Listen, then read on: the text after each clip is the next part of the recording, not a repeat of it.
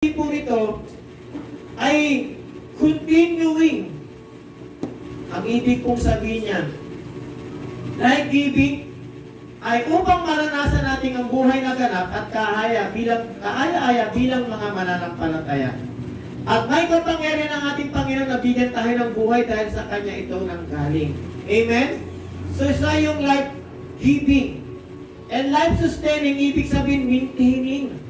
Mini-maintain ito ng ating Panginoon. Siya yung tagapag-ingat natin, take care of, look after, strengthening, pinalalakas tayo, ini-encourage tayo, kinocultivate ng Lord ang ating puso para tayo ay lalong lumago. Tinutulungan tayo, nina-nurse tayo ng Panginoon. Yan ang ibig sabihin ng life-sustaining. Pagdating mo sa Norris, ito yung pinapakain tayo ng Panginoon.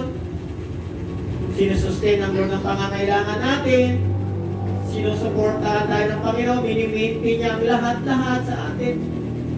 Ganun po yung bini-preserve ng Lord. Brad, congrats ha. Tuloy na. Naalala ko tuloy na. O sila, ikakasal po sila sa ano? May 18, Sabado, no? Maka-available kayo, punta tayo doon. Sana makapunta, no? Tapat ng sabat ito. Anong oras ba yan? Umaga? Teka, pag-isipan natin. Pag-isipan natin. Pwede natin punta. Saan doon sa mainit? Hindi sa Kasiling?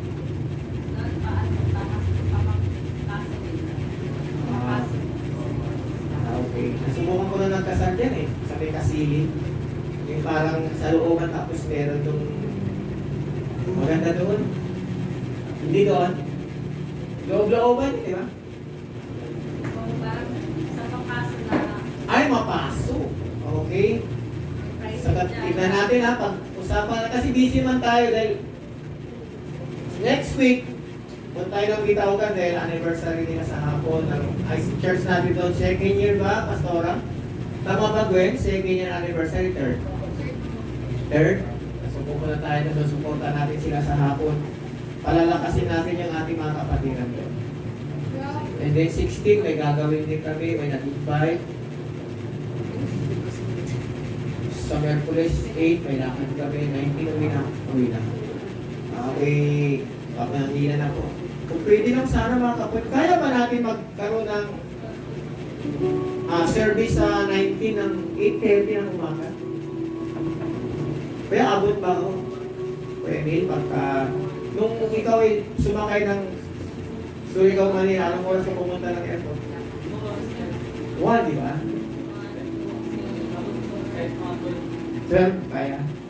Basta ng online check-in. Ay, check-in online. Kasi doon naiwanan si Pastor. Kaya na. Okay. Sige. Dito na lang patayin ko na. Okay. Okay. So yan ang ating title mga kapatid.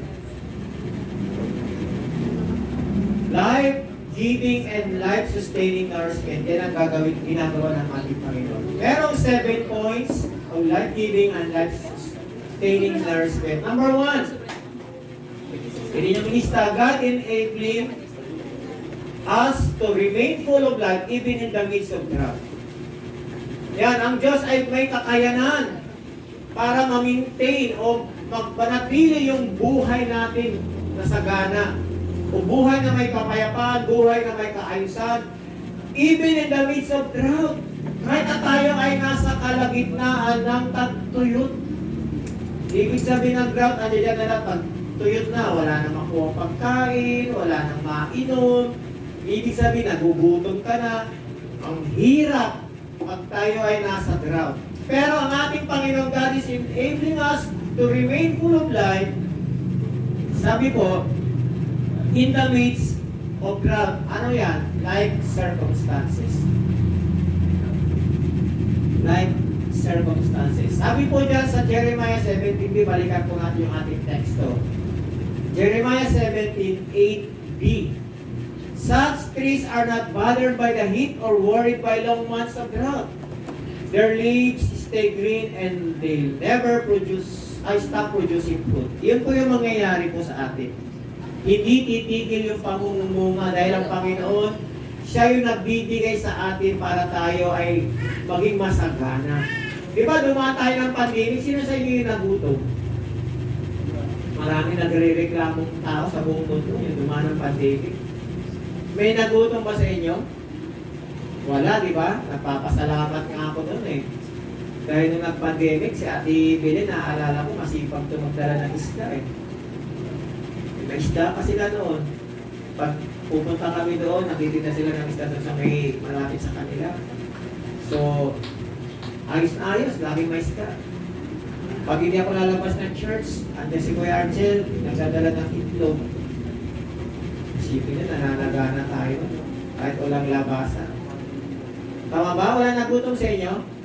Kasi ang ating Panginoon, siya yung nagbibigay sa atin at pupuno ng ating mga pangangailangan. Amen? Number 2, we need to stay connected to the life source, enabling us to flourish or thrive. Ibig sabihin niya para tayo ay lalong namumunga, nagpa-prosper, umuunlad yung ating buhay, nag-i-increase, nagmamature, or nag-grow para tayo ay lalong mamunga. At kapag connected tayo sa life source, mabubuhay tayo, tutubo tayo, lalakas tayo, yayabong. Ay, mahirap na Tagalog. Naiintindihan niyo yung yayabong? O yung mayabong? Naiintindihan mo, Rose? Yung mayabong, ibig sabihin yung mga halaman, yung mayabong, yan, mamumulaklak yan. Yan, Tagalog na malalim sa Tagalog yan. Namumunga. O, tingnan niyo po ito. Ginamit natin. And now, just as you accepted Christ Jesus as your Lord, you must continue to follow Him. Hello? Yamang tinanggap ninyo ang Panginoong Kristo na Panginoon. Dapat, lalo natin siyang sinusunod, nagpapatuloy tayo na sundin ang ating Panginoon. Let your roots grow down into Him, and let your life be built on Him. And then, your faith will grow strong in the truth you were taught, and you will overflowing with thankfulness. Tagalogin natin. Dahil tinanggap ninyo ang Panginoong Kristo bilang Panginoon, mamuhay kayo ng karapat-dapat sa Kanya. At patuloy kayong lumago at tumibay sa Kanya. Magpakatatag kayo sa pananampalatayang itinuturo sa inyo at maging mapagpasalamat tayo. Iyon ang maganda doon mga kapatid, kapag tayo ay lumalago, umuunlad, gumaganda yung buhay natin, o ang ating buhay spiritual, mapagpasalamat tayo sa Lord. Amen? Huwag tayo magmamalaki kung ano yung natatanggap natin, naging successful ka, pero nagmamalaki ka. Hindi po pwede. Dapat ang itinataas natin lagi ay ang Panginoon. Amen? Number 3, God is our anchor to sustain us in times of difficulty. Ang Diyos ay ang ating angkla. O, sinusustain niya tayo sa panahon ng kahirapan, trouble. Actually, difficulty rin. Sa ibang translation, trouble. Tulad ng dalubyo. Tagalog na naman ang malalim. Mga bagyo, mga unos sa buhay, mga mabibigat na suliranin, problema sa buhay, kahirapan, ang Diyos ang magiging angkla natin, mga kapatid.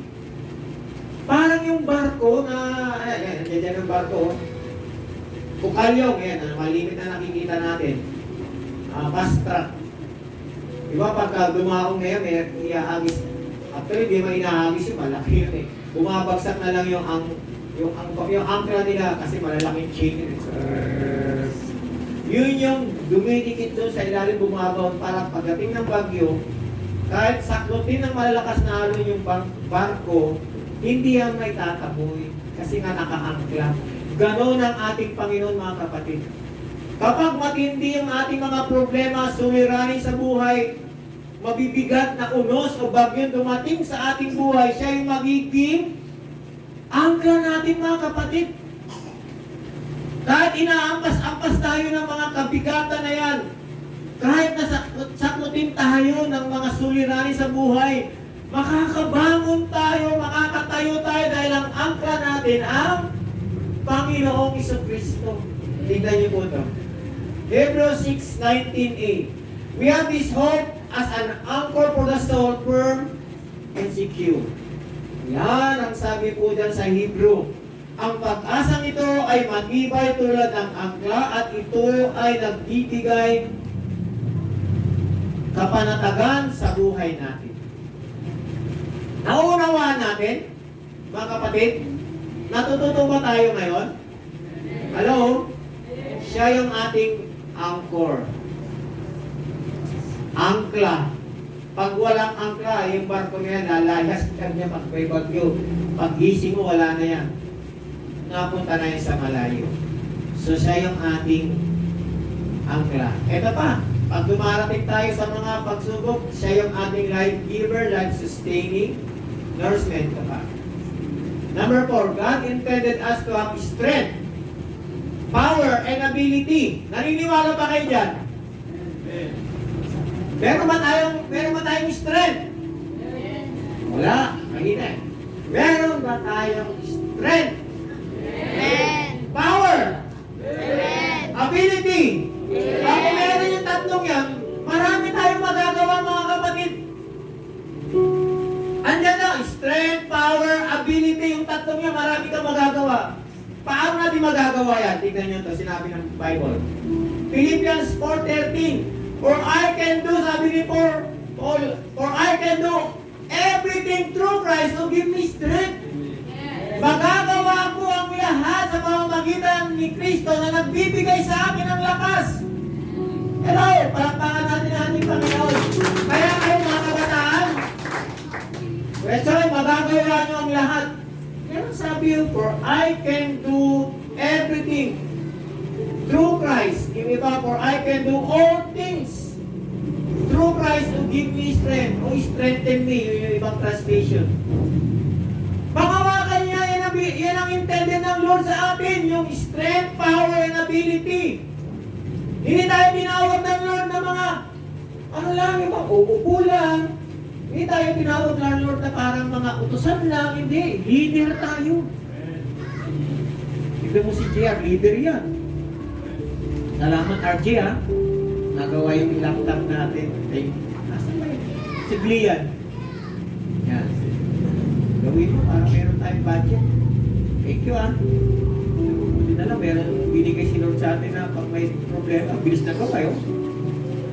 Thank you Lord. Yan. Gusto niya mag-order ngayon ng pagkain. Dito po. Pero hindi makaka-deliver yan. Si service eh. Alam mo nung araw, natutuwa ko rito nung bago lang kami sa church. Alam nyo kaya kami natutuwa rito? Dito yung mga membro dito, gumagawa ng tinapay. Lagi kami may tinapay. Yung iba nagtitinda ng isda, lagi kami may isda. Yung iba, karpintero, kaya may pinagawa tayo, walang bayad yung mga karpintero natin ng araw kasi wala pa tayong pansweldo. Ganyan noon dito. Eh ngayon, pagka pinagtrabaho natin yung ating mga karpintero, may sweldo na. Kasi may pamilya sila at kaya na rin silang sweldohan ng church. Di ba ko yan, no? O nung araw, snack lang sila. Wala pa tayong panuelto eh. Pero dahil ang Lord ay mapagpala, pinagpala ang church, kaya pwede na tayong tumulong sa kanila. Amen? Okay, number 5. Madali na to. Jesus is our intercessor to God the Father. Bakit tayo mag-aalala? Intercessor, ang ibig sabihin ng intercessor, mga kapatid. Tingnan nyo ha. Hebrew 9:15a.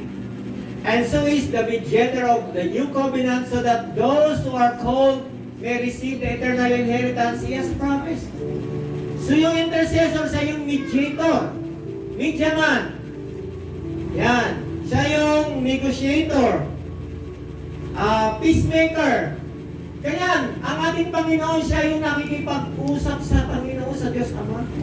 nag-i-intercede sa atin. Kaya kung tayo nag-pray ito, bibigyan kayo ng tipa. Ito meron, natutuwa ako doon sa pastor rin, yung speaker namin kako na sa Sikap Pen. Ngayon ko lang narinig yun eh. Pero kung tama yun. Sabi niya ganito, pag nag-pray na tayo kasi gano'n lang ginawa ni Daniel. Si Daniel sa Bible, 21 days and nights siyang nag-pray. At abang nag-pray siya sa 21 days na yan, dito sa heavenly realm, kung babasahin yung Bible sa Book of Daniel, naglalaban-laban si mga kampo ni Satanas at yung mga anghel, sila Gabriel, sila Arkanghel, naglaban-laban doon sa taas. Abang nananalangin si Daniel, kapag si Daniel titigil, panalo siyempre yung kampo ni Satanas. Pero habang nagpipray si Daniel, tuloy-tuloy nananalo yung mga anghel ng Panginoon. Eh kayo, eto raw, kapag tayo daw ay nagpipray, sabi ng pastor, sa kanya, sundan na lang natin. Kapag nagpipray ka, nililista raw sa harapan mo si Satanas, si Taning nakaupo.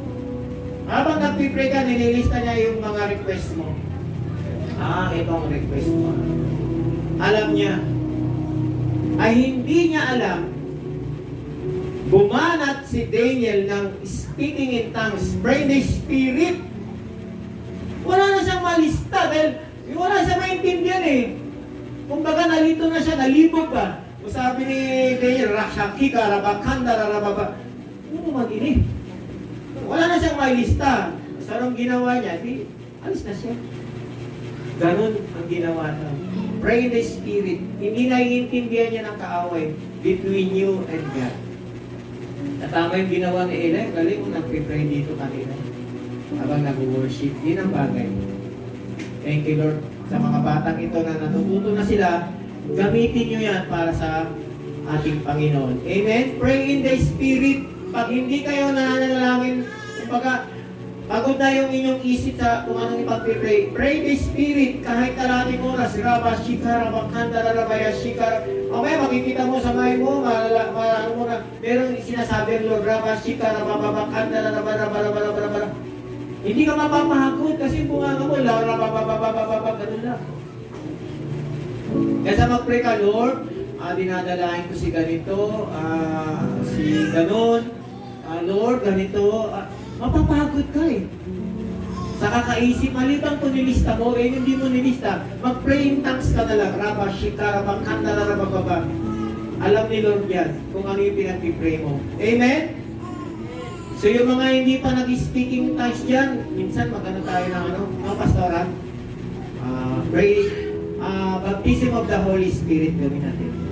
Number 6, God will always do what He has promised to us. Amen ba? Naniniwala ba kayo dyan? Na talagang ang Panginoon natin ay talagang ginagawa niya yung kanyang mga pangako? Naniniwala ba kayo? So, bakit hindi niyo pinangahawakan?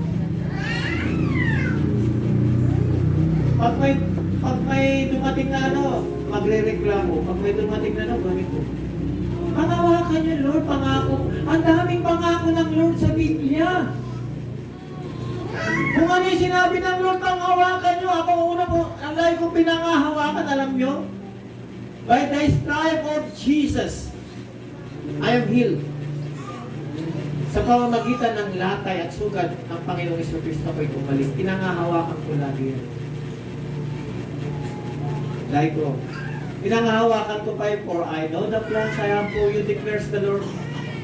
Plans to prosper you, not to harm you. Plans to give you hope and a future. Pangawakan niya, seeking first the kingdom of God. Ang pinangahan natin yung, and all these things na lang shall follow. Hindi yung seeking first Pangawakan natin lahat ng pangako ng Lord. Ito pa, hindi kita iiwan ni pababayaan. Ano? Ang ganda ng pangako ng Lord. Bakit kayo matatakot sa buhay na to? Hindi kita iiwan. Kasi isasama ka na ni Lord. Ayaw mo, gusto? Ayaw, mabuti sumagot ang gusto. Pag sabi, sama ka na. Iwanan mo na si isa. Gusto hindi? Ha? Ay, naku po. Pag sinabi ni Lord, sama ka agad. Alam niyo yung, tingnan niyo yung buhay, hindi pa naman. Alam niyo nung Monday, pumunta rito yung ninong, yung kinasal ko sa Loreto. Mag-asawa yun eh. Pastor at saka yung asawa niya, principal sa Loreto. At sinama niya yung dalawang magpapakasal. Kaya lang hindi ako magkakasal yung pastor sa Dinada. Peter, malagaw ako dahil pinakarin niyo. Sige, sabi ko, gawin niyo ha. Baka lumakulong ako sa ginagawa. Sabihin niyo kay pastor, huwag magdeklara. Hindi pa rin magkasal siya.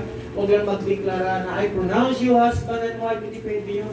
By the authority vested me up ng Republic of Philippines, hindi pwede mag-pronounce. Ako lang yun.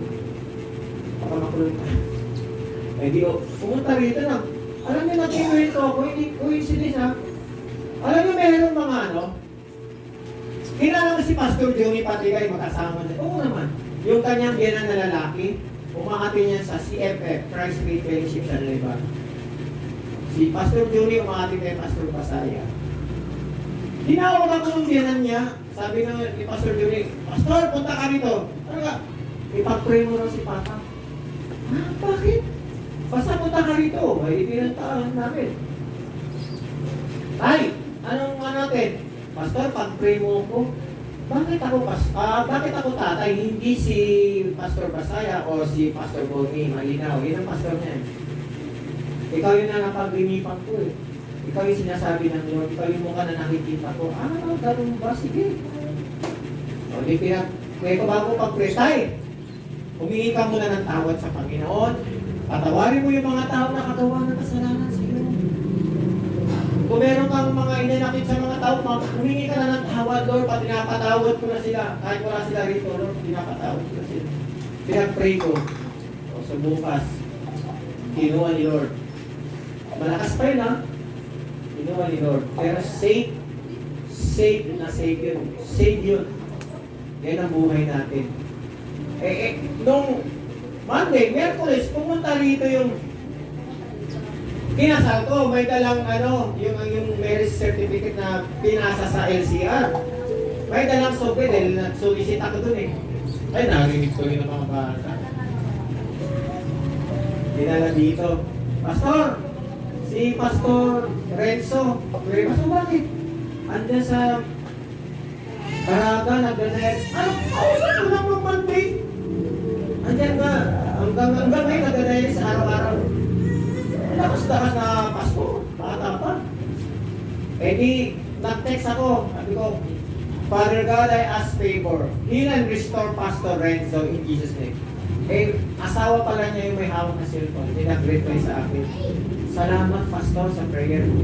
At nahihiyaman ako magsabi, narinig ko yung testimony mo. Gusto ko sana ipag-pray si Pastor sa'yo. Kaya lang, nakakaalangan lang ako. Pakakunin daw ni Lord. Ay, ako natatawa ako, sabi ko. Sino na bahala? Hindi ako.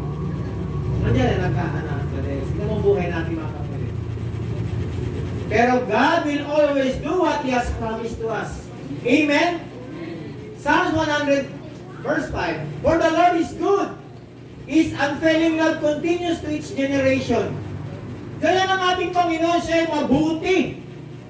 Dahil mabuti ang Panginoon, ang pag-ibig niya ay walang hanggan at ang kanyang katapatan magpakailanman. Wow! Palakpakan natin ang ating Panginoon. Whatever you face today, ano man ang nararanasan ninyo ngayon, o kinakaharap, ask help and always trust God, mga kapatid. For He is always faithful. Kahit na nakakalimutan nyo na ang Panginoon, marami sa atin nakakalimot na sa Lord, teka nawala. Ayan. Bago lang kasi ito. Kahit na marami na nakakalimot sa atin, nagkukulang na siya sa pananampalataya sa Panginoon. At may panahon na iniiwan na rin si Lord. Parang ayaw mo nang magpatuloy, magsimba. Halos sumusuko ka na pagod ka na sa paglilingkod. Tumatabang na at tumatamlay na ang love mo kay Lord. Tandaan niyo ito mga kapatid, still, ang pag-ibig ng Diyos sa atin, hindi na program. Tayo lang ang nangiiwan, tayo lang ang lumalayo, pero tandaan nyo, dahil sabi dyan, for the Lord is good, His unfailing love continues to each generation. Ang katapatan ng Diyos, tapat, pagpakalan. Ang hawakan niya, mga kapatid. May dumating ang panahon na nanghihina mo kayo mga kapatid, kayo rin nanghihina. Encourage yourself to the Lord. Magpalakas kayo. Huwag niyo nang antahin paluin kayo ng Lord. May mga ganyan eh. Matatagalin pa pag pinalo sa kababalik.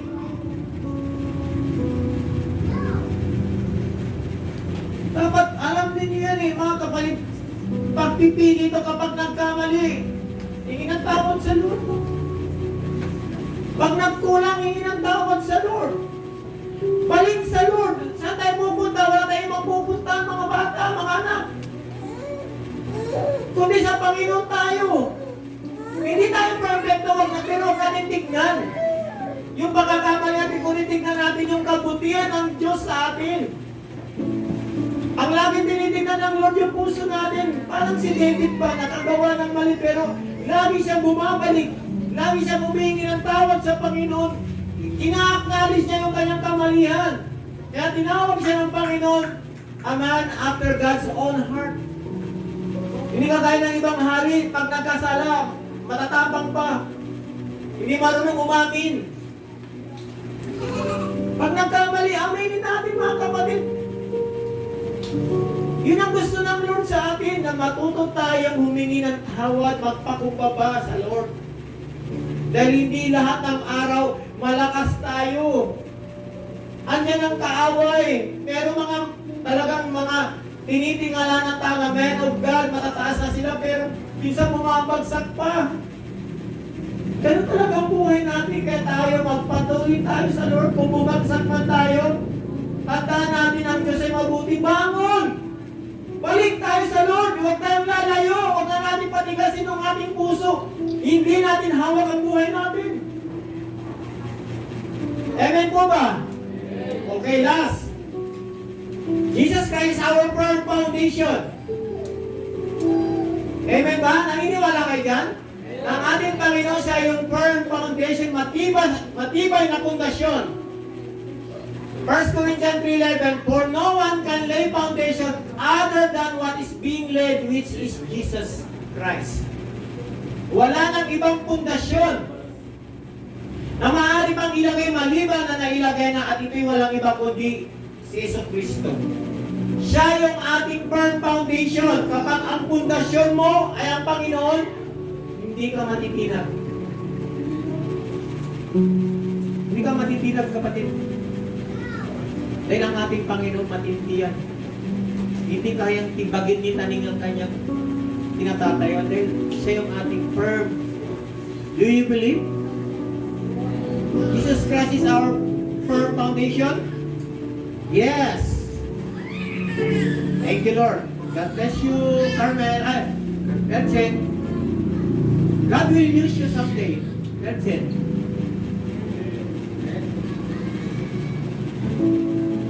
God is good to you. And so, give your life to God. Amen? Study, whatever you do, seek first the kingdom of God. Amen?